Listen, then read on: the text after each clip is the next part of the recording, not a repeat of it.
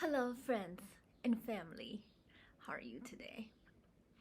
Um, Today, I didn't ask my subscribers about what they want for today's topic, so I will continue um, the story of Red Dress Girl. I'm sorry, I'm getting a little bit cold. I turned my ear too high.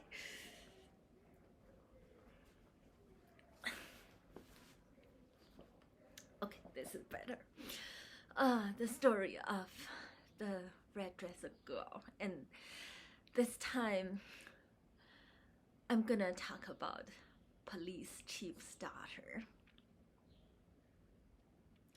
So, me and that police chief's daughter met on a train, and together we faced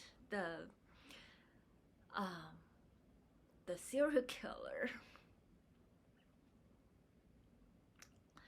So, um, so obviously, now I am the red dress girl. I'm talking with her tone. So we met the serial killer, and the serial killer showed us his ID, and I could never remember that name. He showed me one time after another time and said, "Now you know who I am. Now you know." I said, "No, no, no, no, I don't." But the other red dress girl, I forgot what her name was. She said, "I gotta take a closer look. Now I remember your name." And she seems like um, pretty tough, and that killer bought a couple bottles of water, and she just took one, gave it to me, and drink it. And later on, we both saw that guy. All of a sudden, that guy just looked at me, the red dress girl. The eye turned all of a sudden bloody, but the chief's daughter poked on me. I was reading. I was like, oh my gosh, how did that happen? And I hold my book, run. There were other cars on the train, so we went to other cars.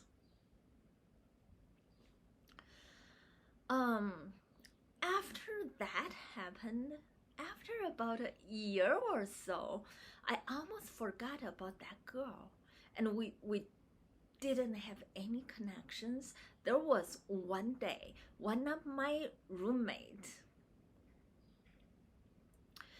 had a classmate, high school classmate, coming to visit her, and then she said, "Oh, I know you. You remember that day we were on a train together?" I was like, I don't quite remember. Yeah, whatever.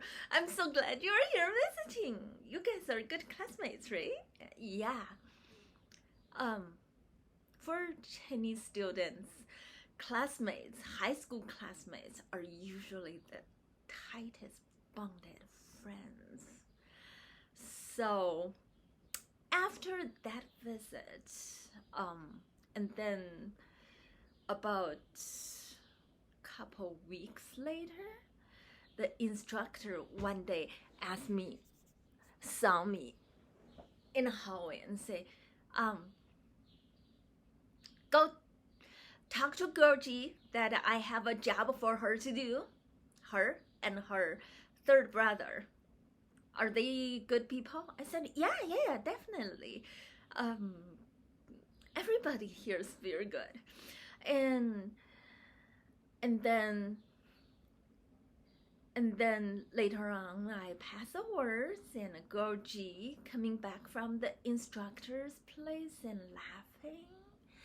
And then sometime later, all of a sudden, that girl G told me, "Oh, that classmate you remember?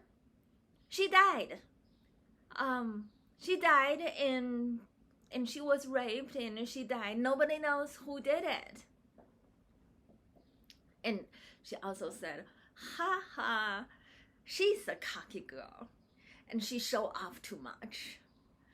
I was thinking, oh my gosh, that protecting person who poked me when she saw someone was staring at me with bloody eyes, after a couple years, she died like that. And I started wondering and wondering. So for me, my grandpa was a high school principal. I can understand that in that environment, that Chinese environment, I was targeted.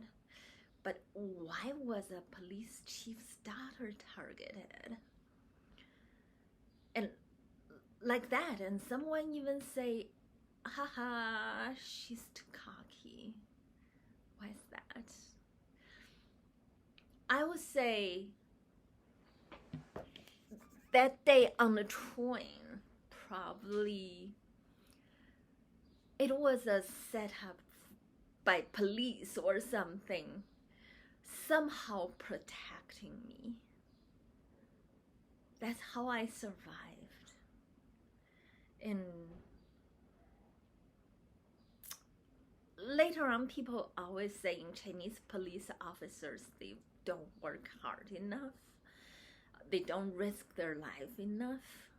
Actually, I think they should really take some safety lessons for themselves and for their families.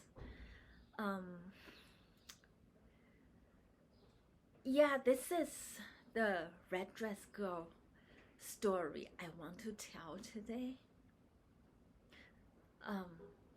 That red dressed girl would totally think that she survived because probably someone else died for her. And there's no reason people should just say, oh, those police didn't risk their life enough. Things probably shouldn't work that way. That's what I know about police chief's daughter. I heard that police chief died also from my roommate at that time in college, saying that police chief died too in an accident when they are doing arresting some people.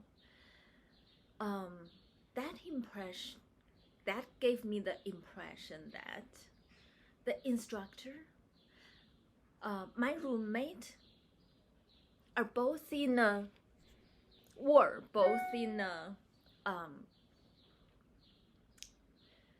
pack of gangs against the whole society and against the police, against the right force.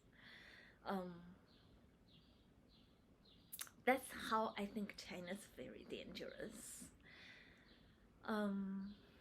I wouldn't comment on other people's situation. I'm just glad that I came out of there and currently not in a small town. So I'm safe here in my small, we can say this is a cell, so small. Another day I'll take a video about my place again. I love this place so much. I just feel so warm little place for me. All right, this is my story. Thank you for watching. I love you guys. Bye-bye.